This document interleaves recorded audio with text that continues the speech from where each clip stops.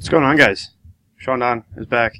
Here we have Quentin Webert of somewhere in Virginia. Virginia Wesleyan, that's right. Jogging my memory. So yeah, I did actually a technical analysis on this video, an Instagram technical analysis, probably about a month or two ago. And since then, he has decided to sign up for an SDTC membership. So I'm excited to be working with Quentin, writing his throws programming, lifting programming, helping him coach him with technique, all that stuff via the internet. So here is an in-depth technical analysis for you, Quentin, so you understand what exactly I want you to work on technically over the next few months of indoor season. So let's give it a look. If you guys follow me on Instagram, SDTC Coaching Instagram, I posted this video. And so here's a two-turn, wind, two-turn. Okay, so Quentin, I think the goal for you, being as small, undersized as you are, I think you said you weighed 190 pounds, which is, for throwing the weight, man, that's tough. That's tough, I'm not going to lie. But yeah, I think moving forward, I think the goal is to get you to do 3 turns. That way you can use that extra time to accelerate the implement. So I'd like to see you do a toe and 2 turns from here on out if you're comfortable with that. And then, but otherwise, so yeah, let's break it down. I broke this down during like I said, the Instagram video. So it's only 60 seconds, but now we're going to really break it down. So the wind, I think, is obsolete, in my opinion, in the weight for most people. For you, I think you do a decent job with it, but I'd say a sling start might serve you better. So if we got you to do a sling start and toe and 2, that'd be really solid. So, but otherwise, as you come through the wind, if you want to stick with the wind, we can chat about this later on.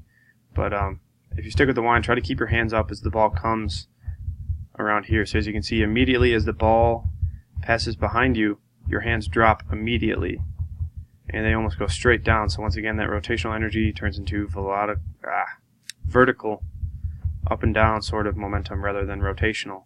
And the winds are more or less for setting up rotational energy throughout the throw. After that, there's not so much rotational creation of forces. So keep your hands up, keep the ball flat. The more flat the ball is, the better, especially in the entry off the winds, especially with the weight. So keep your hands up, don't let them drop so much. And then as you come through 0, I mean, if you do a good job of relaxing and like really getting your arms out there, that's the one good thing about being lighter, as I've experienced over the past couple months of losing so much weight. You can really feel the ball really well, and it's easier to relax and feel things. Yeah, so you do a good job relaxing, but then you can see your head leads, and your left side leads just a little bit as you come through 0, just slightly ahead of the ball. And then you have this big shift back. So if you keep your hands up and try to extend your right arm out, get your hands extended out away from your body towards what would be the camera. That'll help a ton.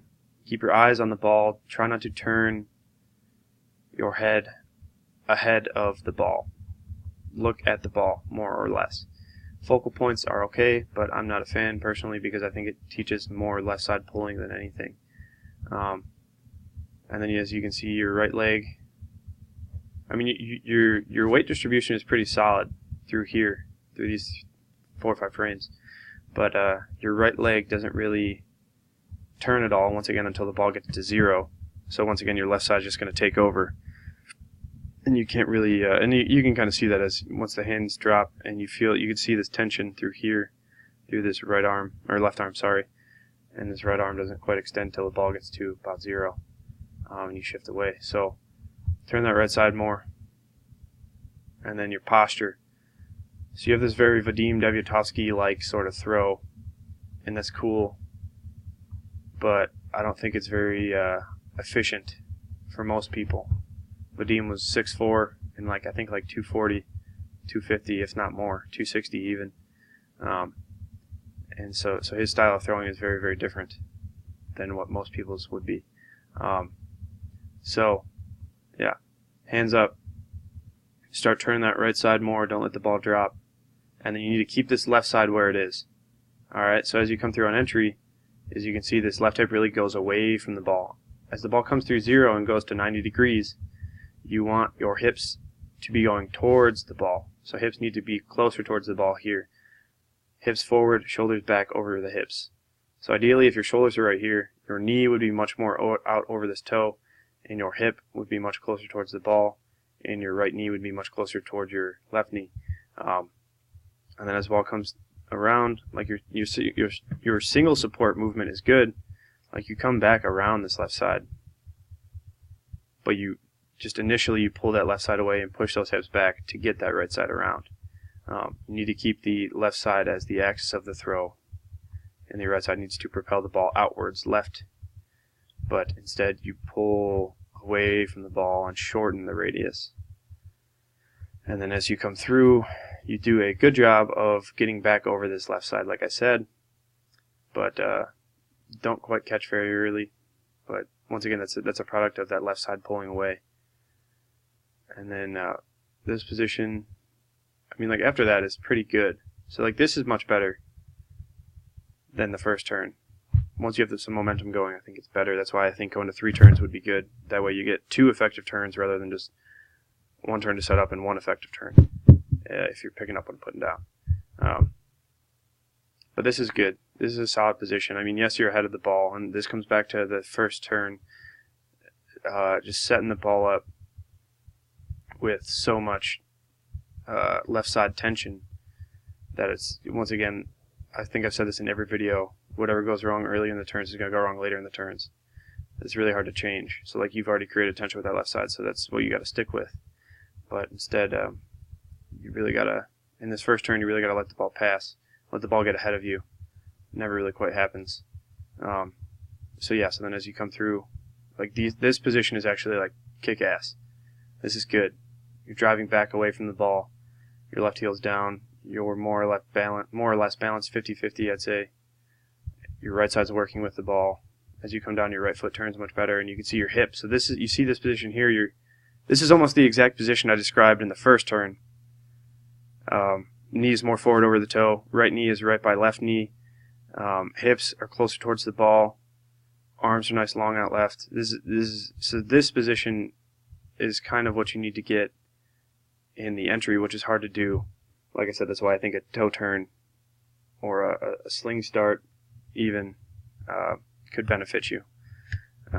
So as you come through, once again, a very good. Now that second turn got so much better, you land. This is a very good posture. Shoulders over hips over left foot. This is good. Once again, you don't catch super early, but it's not a big deal. This posture is good. Efficient posture is better than, or I should say, efficient posture with a late catch is better than bad posture with a early catch, because with good posture and an early or a late catch, or I'd say this is an average catch, catching just a 270, you're much more efficient. You can use much more power, as opposed to if your shoulders were super forward and your hips were super back and you caught super early, you wouldn't be very efficient. You wouldn't be very strong in that posture. And then as you come through, you smack a little finish. Left side comes off a little bit, but you finish forward. Very solid finish. But yeah, so overall, Quentin, like I said, we'll have to talk about technique.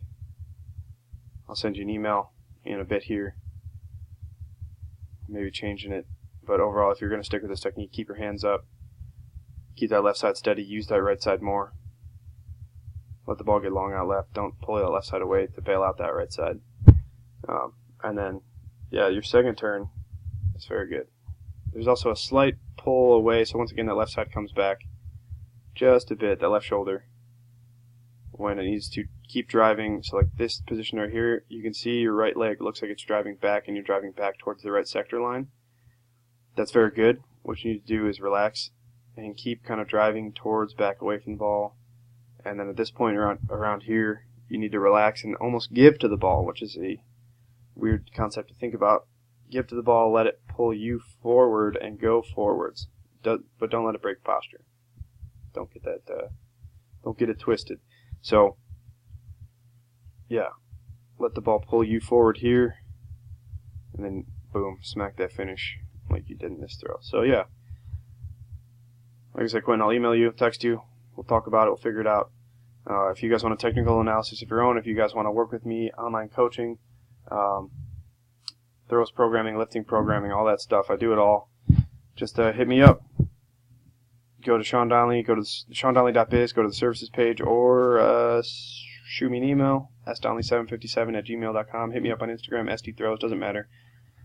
Easily accessible, and I try to reply to everybody that messages me. So, yep, thanks for watching. Sean